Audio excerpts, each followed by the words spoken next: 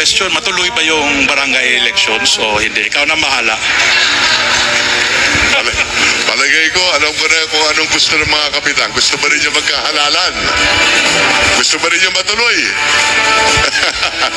Alam pa rin niyo, merong bill ngayon sa Kongreso na alam ko tiyak papasa sa Kongreso na ipagpapaliban ang termino ng barangay captain ng eleksyon sa November 2028 at gagawing 5-year term ang term ng barangay captain.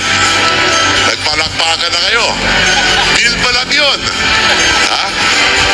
Pero para bagang may katwiran naman yung panukala. Kaya tingin ko papasok sa Kongreso at sa Senado. Bakit di ka? Ano yung katwiran yan?